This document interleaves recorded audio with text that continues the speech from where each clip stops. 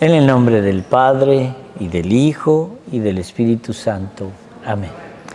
Vamos a pedir la presencia del Espíritu Santo entre nosotros para tener esta conversación y que nos sirva de gran provecho para todo lo que signifique darle gloria a Dios y acercarnos a su divina voluntad. Ayer me llamó una amiga muy querida nuestra, que todos conocen aquí, totalmente compungida porque le habían dicho que los pecados capitales no están en la Biblia y que quería saber qué argumento presentaba para eso. Bueno, hoy vamos a hablar de los pecados capitales. ¿Por qué nosotros los llamamos capitales? ¿Y por qué están todos descritos en la Biblia? No están uno detrás del otro, primero, segundo, tercero, pero los que son, están. Y los que están, son. Entonces, ¿se han oído el cuento de eso? No todos los que están son y no todos los que son están. Bueno, en los pecados capitales, todos están en la Biblia. Y todos son pecados capitales. Punto. No hay nada más que discutir, ¿cierto? Pero vamos a definir esto. ¿Alguno de ustedes ha leído alguna vez la Divina Comedia de Dante Alighieri? Ah, sí. No vayan a levantar la mano porque entonces te va a ver esto como una danza de brazos hacia arriba. Ustedes se darán cuenta que quizá una de las mejores descripciones que hay sobre el infierno, sobre los niveles y todo eso, lo podemos encontrar en la Divina Comedia. Eso casi que no es una obra literaria, sino parece una revelación divina a alguien, porque no es lógico que luego todo encaje primero perfectamente en la Biblia y todo se revele después, igualmente a muchos videntes siglos después. Pero hay algo que sí sé que han visto, una película que se llama Los 7 pecados capitales, donde actúa gente muy famosa, que fue una película muy famosa, con un final muy inesperado, en la década de los, creo que eso fue o en los 90 o comienzos del 2000, no estoy seguro. Pero si no, véanla, es bien interesante la película. Los pecados capitales, así, con ese título, pecados capitales, no aparecen en la Biblia. Pero hay muchas cosas que no aparecen en la Biblia así, pero son. Purgatorio. Ahí no aparece en la Biblia la palabra purgatorio. Pero sí aparece cuando nos dice el Señor que al morir no entraremos al cielo si no habremos pagado todo lo que se debe a la vida espiritual y al Señor, ¿cierto? Y eso estarás en un lugar de purificación, de purgación. ¿Y dónde se purga? En el purgatorio. Blanco es gallina lo pone y frito se come. Entonces, en el siglo VI, el Papa Gregorio Magno creó y sacó de la Biblia una lista de pecados que se cometían y con los cuales teníamos que luchar. Entonces, luego va a venir un poco después Santo Tomás de Aquino y hace como una concentración y purga de esos pecados. Y es en la Suma Teológica que Santo Tomás de Aquino va a concentrar todo y los va a llamar los 7 pecados capitales. Pero es interesante, los 7. ¿Por qué se llama capital un pecado? Porque es un pecado que nos conduce a otros pecados. Es un pecado central que nos lleva no solo a pecar más, sino a diversificar el pecado. Por eso es un pecado capital. Cuando algo es grande dicen de capital importancia. ¿Qué es la capital? Un centro, el capítulo, la parte más alta, Esto es un pecado capital. Entonces, hay una historia muy bonita que es de un poeta que se llamó Prudencio. Yo no sé mi papá y mi mamá por qué a mí no me pusieron ese nombre. Prudencio. Me habría caído muy bien. Pero este poeta español vivió en el siglo IV y escribió una historia que se llamó Psicomaquia. Y en esta psicomaquia, él, antes de que nacieran estos pecados, habló de 7 virtudes. Todo pecado capital tiene en contraprestación una virtud que nos permite luchar. Pero miren esto, una virtud se hace fuerte en la lucha contra el pecado que me atormenta. Una virtud se hace fuerte en la lucha contra el pecado que me atormenta. Esto es bien interesante, es como decir, si tengo que luchar contra esto, voy a reforzar esto para que esto sea más grande.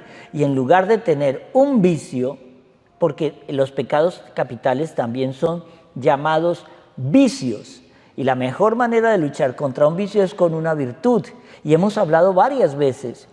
Un vicio o un mal hábito repetido en el tiempo se vuelve vicio, y un buen hábito repetido en el tiempo se vuelve una virtud, ¿cierto? Entonces aquí, ya para terminar el año, vamos a luchar y decirle al Señor, Señor, en este mes de Adviento quiero descubrir mi pecado capital. Todos tenemos un pecado capital que nos atormenta.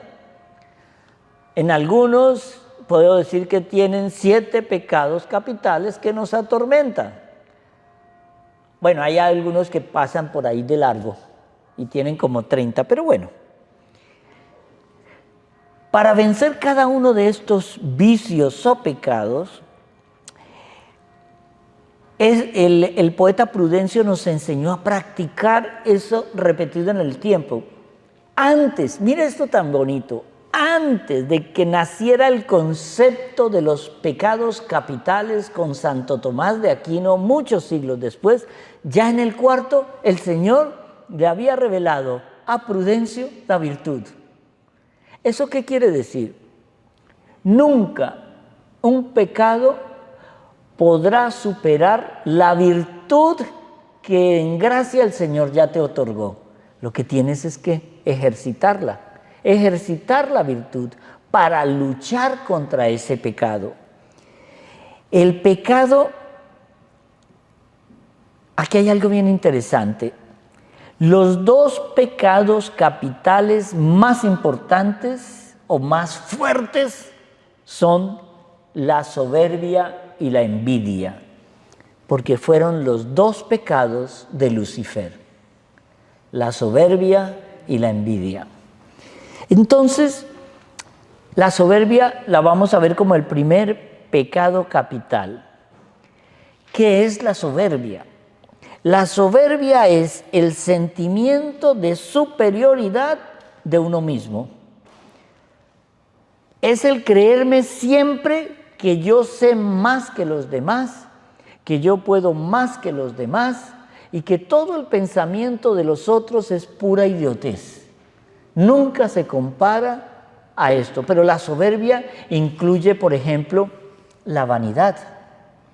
La vanidad incluye, por ejemplo, el que yo tengo mucho dinero y tú me tienes que obedecer y respetar, no por lo que yo soy, sino por lo que yo tengo. La vanidad incluye la inteligencia, el creerme que un pensamiento mío, que una idea mía, que un concepto mío es mejor que cualquier concepto que esos tarados que están fuera de mí pueden presentar. La soberbia fue lo que más condenó a Lucifer, porque él no podía concebir que tuviera que arrodillarse y servir al Hijo del Hombre. Él no podía hacer eso. La soberbia lo superaba. Yo, el ángel más poderoso, bello, inteligente, sabio y de todo del cielo, tenerme que arrodillar ante el hijo de una criatura de carne, algo frágil, algo que no está hecho para la eternidad, cuando Él ya era eterno.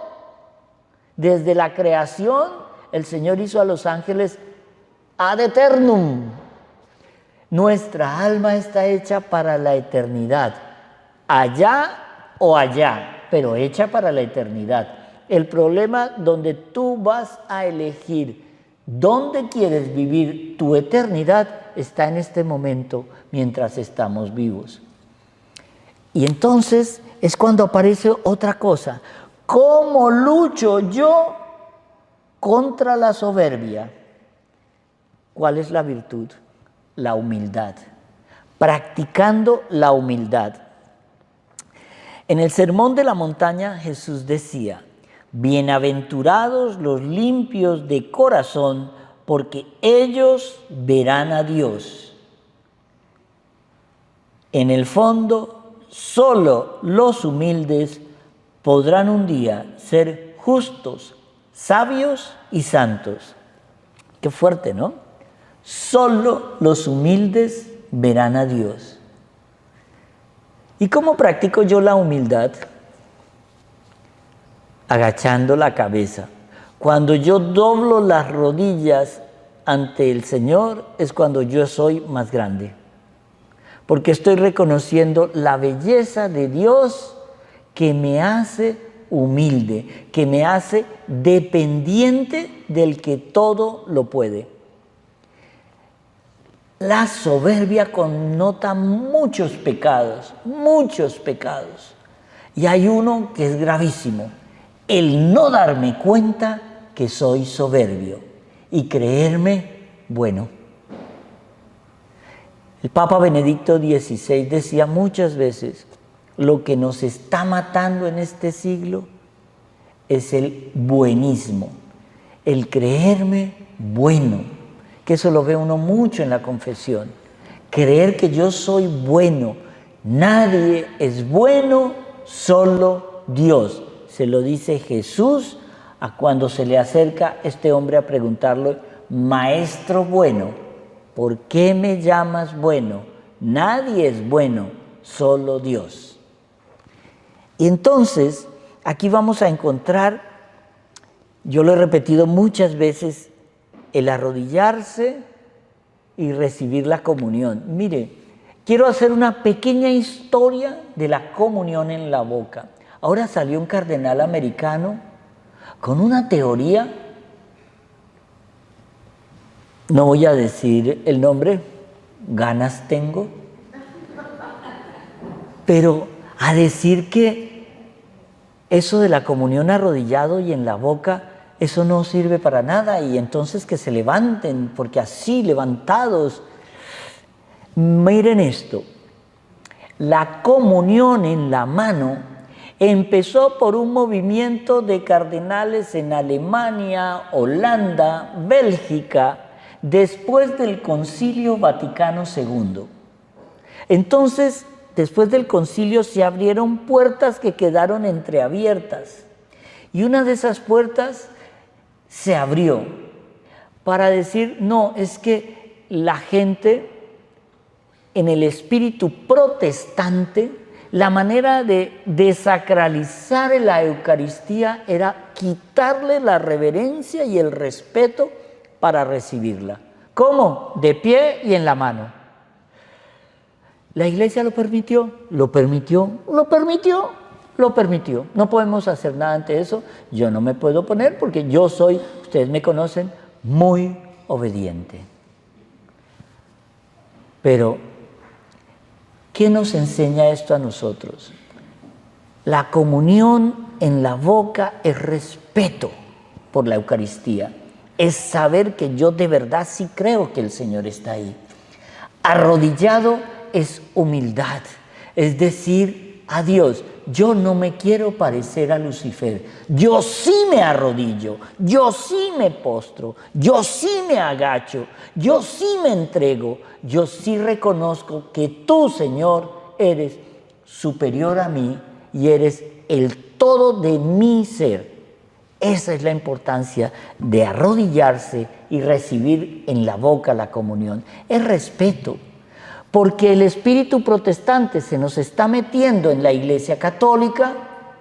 Eso no quiere decir que sea algo que esté dentro del espíritu real de la Iglesia Católica.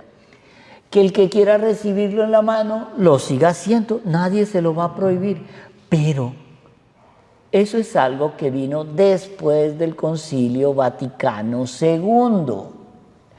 Entonces, ya hemos hablado. ¿Por qué? Porque cuando les digo ya hemos hablado de esto muchas veces, lo que quiero recalcar es la importancia de reconocer con un acto físico la trascendencia de un acto espiritual. Físicamente, la gente me ve arrodillado ante el Santísimo, ante la Eucaristía para recibirla. Espiritualmente, Señor, no soy digno de que entres en mí, pero te necesito para compartir la belleza de tu vida eterna. Ese es el simbolismo de me arrodillo. El simbolismo de recibirlo en la boca continúa siendo no soy digno. Entiéndeme, no soy digno, Señor. Ya de hecho soy indigno, pero tú me haces digno en la confesión y que en el momento en que yo ya estoy listo en la gracia, viene el regalo que es un don, la Eucaristía. Ahora tú, Señor, por tu sacrificio, me haces digno en este instante de recibirla. Si yo salgo de la iglesia y cometo un pecado mortal, vuelvo a hacerme indigno. Vuelve el ciclo de la confesión, me hago digno y ahora ya puedo recibirla. Esa es la belleza. Es que lo decimos, pero repetimos como loros. No soy digno de que entres en mi casa, pero una palabra tuya bastará para sanarme. ¿Lo decimos o no? Pero nunca nos hemos dado cuenta. Somos loros que repiten porque ponemos la fe en piloto automático. El segundo pecado capital, la envidia. Siente pesar por el bien ajeno, le da rabia el bien ajeno. Y como no puede impedir que esa mujer se case con el hombre guapo que a ti sí te gusta y que tú te merecías en tu soberbia, entonces empiezas a burlarte de ella y a hacer mofa de quien triunfa o se destaca. Al cabo que el tipo debe tener hasta otras, debe ser hasta homosexual. Y entonces esta mujer empieza a decir, pero está gorda en ese vestido de novia, se ve fea. Cuando vean a una mujer hablando así de otra, sospechen que a ella le gusta con el que se está casando. Eso no falla. Piensa mal y acertarás. ¿Cómo puedo luchar yo contra la envidia? Cultivando la caridad. Pero ¿cómo se cultiva la caridad? Mire, muchas veces cuando la gente viene a la confesión y empieza, es que mi suegra no para de criticarme todo lo que yo hago, es que mi suegra se mete en mi vida, es que mi suegra cada rato critica todo lo que yo hago. Y yo siempre les digo algo sencillo. Mire, hazte un rosario como penitencia por tu suegra, para que tu suegra hable más, para que tu suegra se meta más con tu hijo, con tu esposo, para que tu suegra te torture más, porque es esa tortura la que te lleva al cielo. Es esa tortura ofrecida al Señor la que te salva. Bendito Dios que te mandó esa suegra. Agradécele a Dios por esa suegra, pues es a través de esa suegra, de esa nuera, de esa esposa, de ese esposo, de ese hijo, que tú vas a entrar al cielo, del que más te tortura. No lo alejes, acércalo para que revuelque más el cuchillo y acabar con la envidia. Ahí estás practicando la caridad. Que salvarse es complicado. El que dijo que era fácil, les mintió. Les mintió, no es fácil. El tercer pecado capital, la ira. ¡Wow! La ira. Nos lleva a perder nuestros papeles ante las dificultades. La ira no es más que el reflejo instintivo de algo que no podemos controlar o de alguien que no podemos cambiar, o cuando yo quiero imponer mi voluntad humana sobre la voluntad divina. Esa es la ira. ¿Cuándo te da ira? Cuando tu esposa o tu hijo no hace lo que a ti te da la gana. Pero es que yo tengo la razón.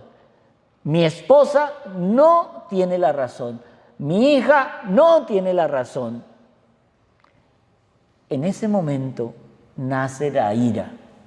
Pero la ira también es el sentimiento que más daño hace en las relaciones familiares. ¿Por qué? Porque se dicen cosas muy hirientes con ira, cosas que dejan una herida profunda y que difícilmente cicatriza.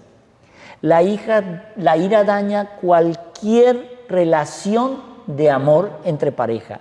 La daña, porque cuando tenemos instantes de ira, no razonamos.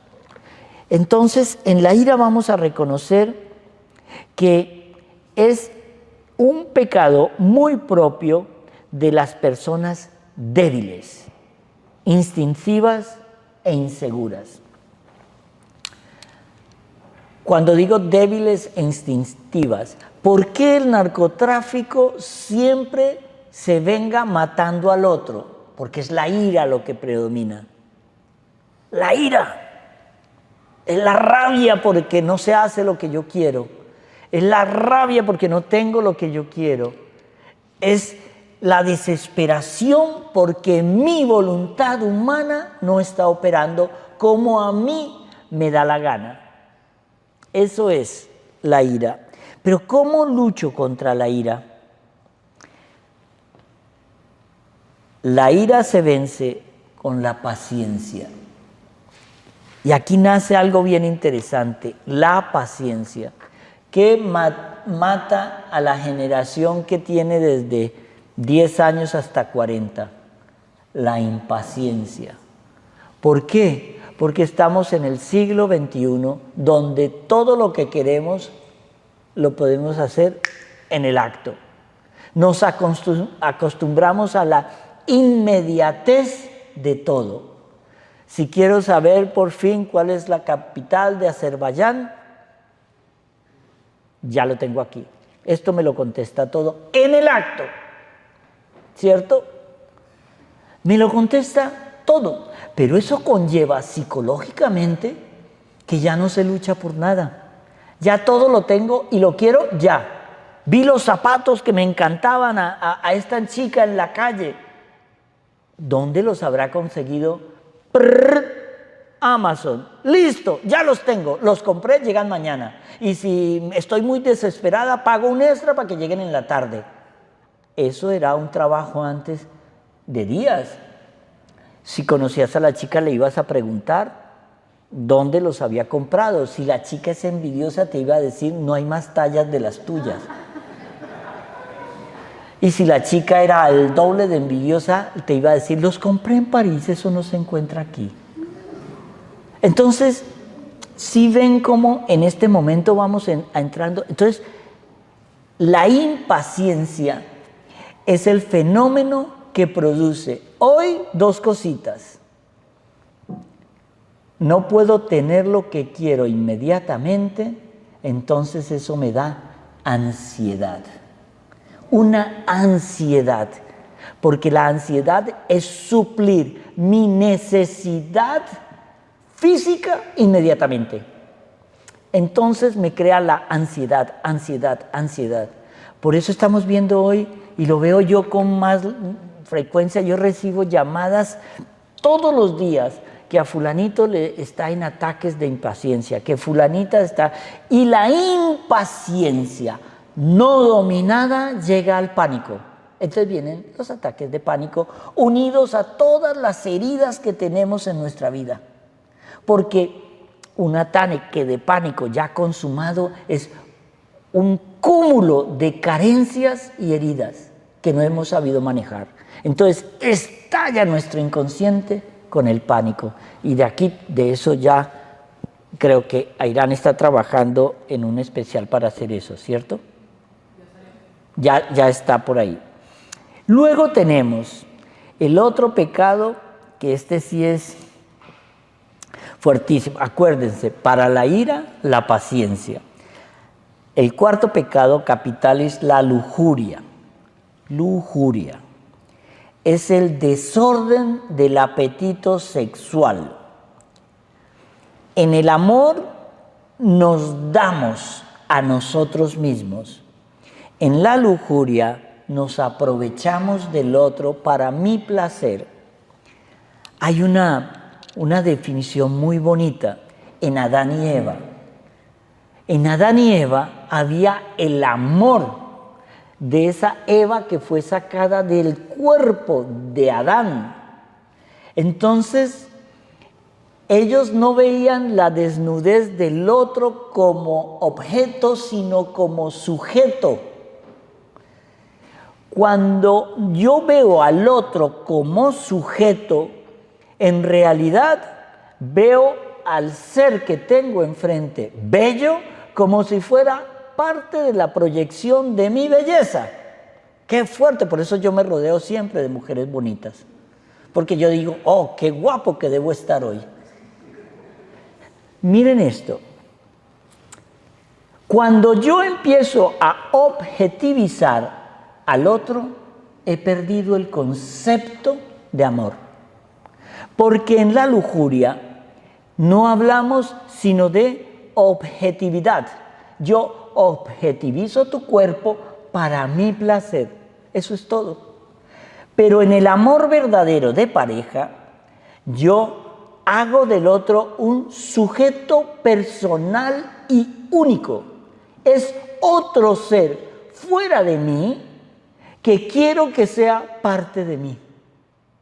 Es otro ser que tiene una autenticidad, un alma, una pureza, que quiero que eso, no que me pertenezca, sino que forme parte de mí, de mi pureza, de mi entidad, de mis sentimientos y de mi vivencia.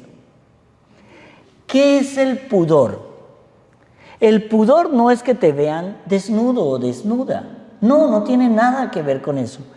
El pudor es que tú sientas que tu desnudez es el objeto de placer de alguien que a ti no te produce nada, o que tú no has dado el consentimiento para compartir esa belleza. ¿Cierto que parece poesía? Pero es eso. El amor tiene que ser algo en lo cual yo me quiero unir a ti, porque no solamente estoy viendo, de pronto no hay belleza física, pero hay un sentimiento de compartir. Quiero compartir contigo, quiero estar contigo, quiero ser contigo. Es como hablaba alguna vez el filósofo Schopenhauer de es como ser el onto, ese ser ontológico que quiero unir para comprender mi ser, mi ontología, mi llegar a ser. ¿Cómo llego yo a ser pleno en el otro? Es cuando yo me doy. Pero cuando yo solo espero, no soy. Soy satisfecho físicamente por unos minutos. Y aquí es cuando nace el pecado capital, porque en la lujuria nunca tendrás suficiente. Por eso cuando ustedes ven hombres o mujeres lujuriosos, ven que hoy están con una, mañana con otra, al otro día con otra, y así, y no paran. Pero son seres condenados a la más profunda soledad. Mienten cada vez que tú ves esos chicos o chicas de discoteca que en cada semana van a una disco y se acuestan con uno diferente. Mienten cuando dicen que hay felicidad. No, hay puro placer. No hay felicidad, porque ese placer del sentimiento nunca se sacia. Ninguno de estos pecados nunca tienen límite, nunca sacian, siempre quieren más y más y más. En la ira, cuando vemos lo que ha hecho esta familia de Bashar al-Assad, las barbaridades que cuentan en la cárcel, era la ira, la ira, la ira, la ira. Yo no solamente te quería matar, sino aplastar, aniquilar, acabar con tu honra, con tu todo, aniquilarte, pero quería verte morir aplastado centímetro a centímetro. Eso es, ¿por qué? Porque no le pusimos un límite. Nosotros, en el Evangelio del domingo pasado, San Juan Bautista nos enseñaba a poner límites, límites. Tenemos que tenernos límites, pero esos límites no nos lo pueden poner desde afuera de nosotros. Cuando vemos que él llama a los primeros que se acercan a Juan Bautista, ¿qué debemos de hacer para ser buenos? Si tienes 2 túnicas, dale una a los pobres y quédate con la otra. Si te sobra la comida, comparte tu comida. Pero cuando se acerca el publicano le hace la misma pregunta. ¿Qué le responde San Juan Bautista? No cobres más de lo que debes cobrar. Pon límites a tu avaricia. Límite. Pero cuando se acerca, después del publicano, y se acercan los soldados a preguntarle, los soldados, ¿y nosotros qué hemos de hacer? No extorsionen a nadie. ¿Por qué? Porque el soldado, tanto el romano como el judío, lo que hacían era extorsionar al pueblo y decirle, si no me das esto, te voy a extorsionar o te denuncio con Pilato o con el rey o con el que sea, pero tú me pagas a mí lo que yo te... Eso se llama extorsión. Entonces, San Juan Bautista nos va a enseñar a que el límite de tu pecado le tienes que empezar a poner tú, porque si no ese pecado no para, y lo vamos a entender en el pecado que casi todos cometemos y no nos damos cuenta, la gula. Entonces, cuando estamos hablando de la lujuria, decimos que la mejor manera de dominar la lujuria se llama castidad, pero una castidad radical. Yo hago muchas bromas cuando vienen novios a consultarme que cómo vivir esto y cómo vivir lo otro. Es que es fácil, fácil. ¿Cómo defines castidad? Fácil, todo lo que él o ella toquen de aquí para abajo es pecado. Más fácil no se lo puedo poner. Entonces no nos podemos coger de la mano hasta la muñeca. Porque la mano cuando empieza a pasar de aquí para abajo es pecado. ¿Y un beso? Claro, un beso puede ser bien, pero entonces amárrense las manos. ¿Sí? Suena chiste. Pero es que la castidad nos invita a la pureza y la pureza nos invita siempre a reconocer que yo tengo que estar sin mácula para entrar al cielo. No es que estemos llamados a la santidad solamente, es que tenemos que ser santos para llegar arriba, o si no, no entramos. Por eso es tan importante la castidad. Es que la castidad es muy difícil, muy difícil, muy difícil. Sin oración es imposible llegar a la castidad. Pero la castidad no es solamente encontrar a alguien y tener... No. La castidad en los ojos. ¿Cómo veo yo a la otra persona? ¿La veo como objeto o la veo como un sujeto entero con alma al cual debo un respeto? Esto parece un poquito cursi, ridículo y conservador, ¿cierto? No, quítenle el parece. Es ridículo, cursi y conservador. Porque la castidad requiere de ti un esfuerzo que solo te lo dará Dios. Y ese esfuerzo se requiere en la oración. Uy, esto se empezó a complicar por las caras que veo. El quinto pecado capital, la pereza. Es la desgana para realizar lo que tenemos que hacer, a lo que estamos obligados. Hay mucha gente que siempre me dice, mira, el pecado de la pereza es casi un común denominador en las confesiones. No, padre, mire, no, yo no sé, hice esto, lo demás allá. Y un pelín de pereza, un pelín, un poquito, pereza. A ver, ¿qué llamas pereza? Bueno, es que yo me da pereza, me levanto todos los días a las 11 o 12, pero tengo que levantarme más temprano, pero es que entro a trabajar a la 1, pero llego tarde porque siempre me coge algo y estoy llegando a la 1:30, pero, si ve, empieza por algo. Un pecado cualquiera de estos, mírelo bien, te hace llegar tarde a donde vayas. ¿Lo entienden? Cualquiera de este pecado. Si usted en la lujuria está obsesionado con la pornografía y tiene una cita a las 3 de la tarde y usted está viendo pornografía a la 1 de la tarde, usted va a llegar tarde, se lo aseguro.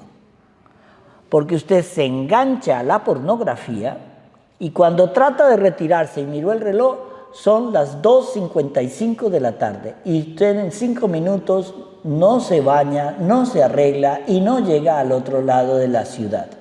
Pero si a eso le sumamos la ira, si a eso le sumamos la soberbia, si ve que todo se llama capital porque conduce a otros pecados capitales, nos lleva de la mano a más pecados. Por eso es que se llama capital. La mejor manera de luchar contra la pereza es la diligencia. ¿Qué es la diligencia? Mire, eso es algo que mi papá me trató de enseñar siempre y yo no pude aprenderlo. Él siempre me decía, las cosas se hacen haciéndolas. Y yo no lo aprendí. A mi papá usted le dice cualquier cosa y antes de que termine ya se la cumplió. Pero yo no he podido aprender esa virtud. No he podido. Lucho. Y cuando usted se llena de cosas, entonces la mejor manera de no cumplir es se me olvidó. Se me olvidó. Por eso la diligencia es haga las cosas que más trabajo le cuesten primero, porque las otras prácticamente ya las hará por inercia. La sexta, quizá es uno de los pecados más fáciles de cometer, porque la gula no solo abarca el excesivo consumo de alimentos, sino de bebidas alcohólicas y nos lleva al consumo de drogas. La gula tiene un campo de acción brutal. ¿Cómo se llama ese campo de acción? El estómago, que pasa por el gusto. La gula no solamente es pensar que voy a comer, porque hay gula lujuriosa, hay gula envidiosa, hay gula de la ira, hay gula de soberbia. ¿Por qué? Porque no sé dónde terminará mi apetito sexual porque soy un goloso. Goloso. Entonces, como y como y como y como. Y si a esa gula de comer y comer y comer le uno la envidia, entonces lo que no me como lo escupo para que nadie más lo tenga. Qué fuerte, ¿no? ¿Ustedes se acuerdan cuando estaba en el colegio y para que nadie le escogiera la manzana o el banano o el pan, usted llegaba y le decía delante de todos sus compañeritos, creo que me voy a comer este sándwich más tarde? ¿Alguien quiere? Yo nunca lo hice y no lo vuelvo a hacer. Entonces, la gula es una de esas pecados capitales que llamaba Santo Tomás de Aquino sutiles. ¿Por qué? Hoy lo vemos, es que estoy deprimida, entonces ¿cómo? Es que me echaron del puesto y no sé qué hacer, entonces ¿cómo? Es que estoy sola porque mi novio me botó y estoy angustiada y tengo ansiedad, entonces ¿cómo? Estoy disculpando con estupideces mi gula, pero el pecado es gula. Entonces, la mejor manera que nos enseña para luchar contra la gula es la virtud de la templanza. ¿Está en la Biblia o no está? Cada virtud que yo menciono para luchar contra uno de estos pecados capitales o vicios está en la Biblia. Cada pecado capital que yo he descrito está en la Biblia. La ira lo cegó, la lujuria lo cegó, la gula lo cegó, la envidia lo cegó. En conclusión, los pecados capitales te dejan ciego espiritualmente. Por eso es que la virtud de la lucha se tiene que hacer a conciencia y con los ojos muy abiertos. Porque únicamente cuando entendemos el concepto de templanza, ¿saben qué es un concepto lindo de templanza? Es la propiedad o la capacidad de yo mismo ponerme mis límites y saber cuál es mi límite. Porque hay un límite en el cual la comida me va a hacer daño. Antes de que eso pase, límite. Hay un límite en el cual la soberbia me va a hacer daño. Entonces dejo opinar al otro en mi vida. Hay un límite para saber que yo tengo que entender que el otro tiene derechos también. Es un límite para luchar contra la envidia. La templanza es una de las gracias del Espíritu Santo en nuestra vida. Es el autodominio, es el autocontrol. Y luego tenemos el último pecado capital, la avaricia. ¡Wow!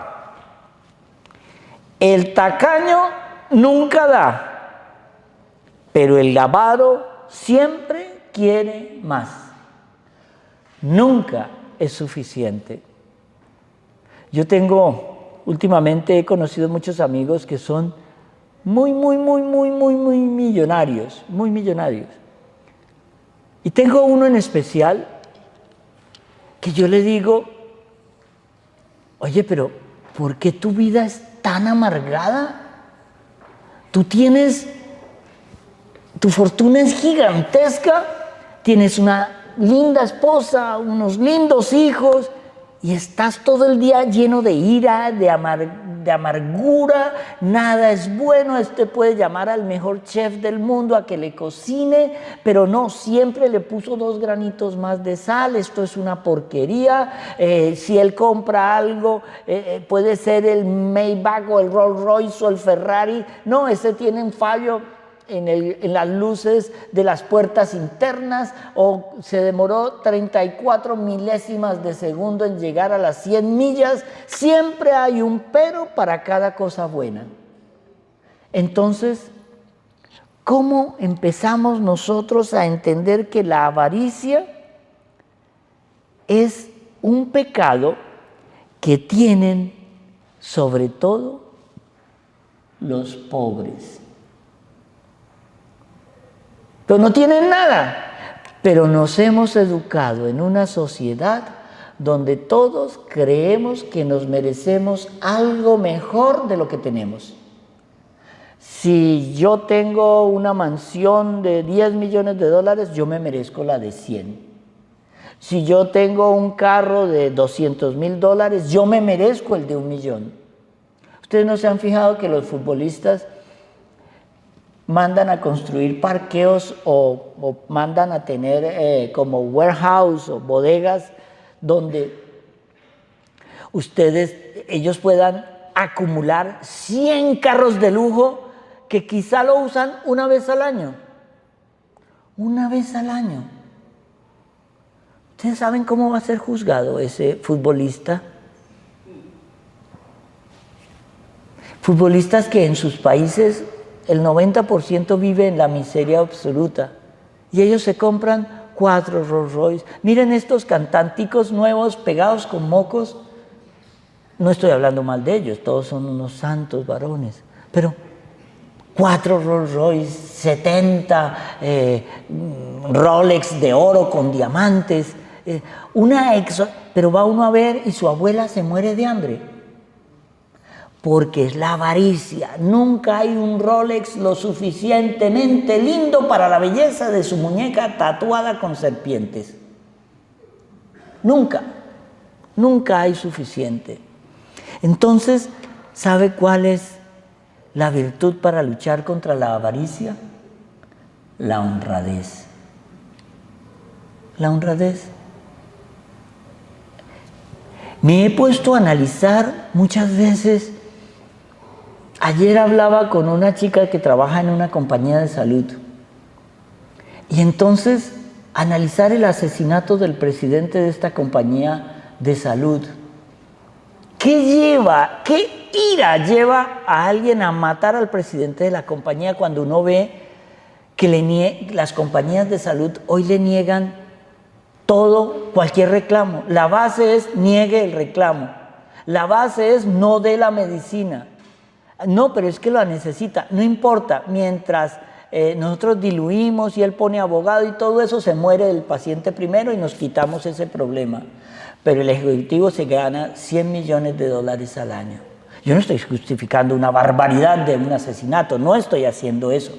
Lo que estoy diciendo es que muchas veces la avaricia no nos deja ver que estamos matando a inocentes. Porque la avaricia mía quiere decir, hay mucha gente que no tiene esto. Y pregúntale a un billonario. Yo tengo una anécdota muy fuerte en la crisis del 2007-2008. ¿Ustedes se acuerdan que hubo una especie de estallido de la burbuja de real estate y de la bolsa? Y había un multimillonario en Nueva York que tenía 8,000 millones de dólares. 8,000 millones de dólares. Y él pierde 5,000 millones de dólares. Y se suicidó. Él no podía vivir con 3,000 millones de dólares. ¿Ustedes entienden eso? La avaricia nos deja ciegos ante el dolor humano. La avaricia rompe el corazón del hombre porque todo mundo se vuelve un interés económico para mí. ¿En qué me beneficia esta amistad? O si no me sirve de nada y va a querer que yo le dé, mejor lo trato de lejos. Esa es la avaricia. Por eso la honradez se vuelve una virtud en este caso. Por eso el Señor en algún momento dice, ¡ay de vosotros los ricos, porque ya habéis recibido vuestro consuelo! ¿Se acuerdan de la parábola que el Señor contaba del hombre en el granero? que tuvo una gran cosecha, entonces ya pensó hacer un granero más grande, entonces ese granero le iba a producir un campo más grande, una cosecha más grande, y ese tendría que construir más graneros para acumular más trigo, y esa noche el Señor lo llamó a dar cuentas. Y es curioso esto, porque este hombre era millonario, no, pero su mente tenía avaricia. Por eso, ustedes no han visto unos videitos que salen. A mí me encanta ver videos de animalitos. Y hay uno que me causa mucha curiosidad. Llega a una zona llena de miquitos, micos, y ponen una caja grande llena de bananos. Y usted ve cómo se van acercando los miquitos a la caja de banano. Entonces llega el primer miquito, coge un banano y sale corriendo. Y los otros miquitos se lo quedan mirando. Luego viene el mismo miquito que cogió ese banano y coge otro banano, y luego la pata se dobla y cogen un banano con la pata y luego se meten uno en la boca. Entonces empiezan a llegar todos los micos y en 2 segundos la caja de bananos desapareció. Y los micos que llegan ya en manada a comer todo, ya no hay nada. Pero hay micos en los árboles con 5 y 6 bananos. Ese es el comportamiento del hombre en la avaricia. Ese es el comportamiento que tenemos que corregir. ¿Para quién será el objeto de tus fatigas?, dice el Señor. Normalmente, yo siempre hago esta comparación.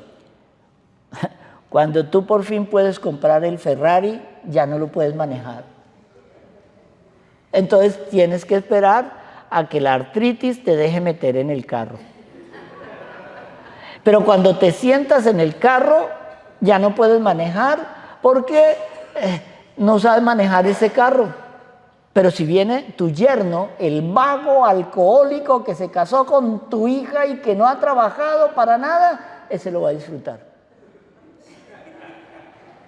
Y al que odias, porque no se lo vas a dar al que más quieres. Por eso el Señor nos enseña que el apego a las cosas siempre creará un amor desordenado a las riquezas.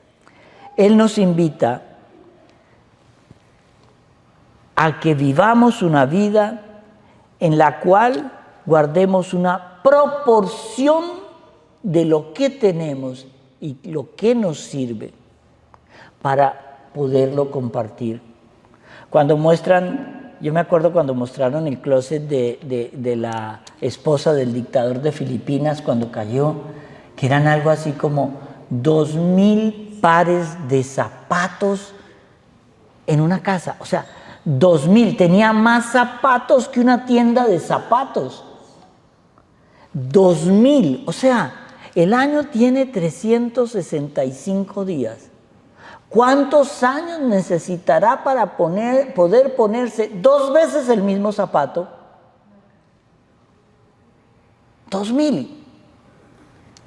Cuando uno ve ahora entrando a los palacios de Siria, de la familia de Bashar al-Assad, y uno ve todas esas cosas desorbitadas. Cuando uno ve que en el mundo árabe la gente compra un Ferrari y si no le gusta el color, va y lo abandona en el aeropuerto porque yo no le pago eso y se van de viaje. ¿Ustedes creen que eso no lo castiga Dios? Cuando pudiendo ayudar a los que lo necesitan, no compartimos. No es que el Señor condene la riqueza, no. El Señor lo que no quiere es que utilicemos la riqueza solamente para nuestro placer. Ahí la riqueza se vuelve una maldición.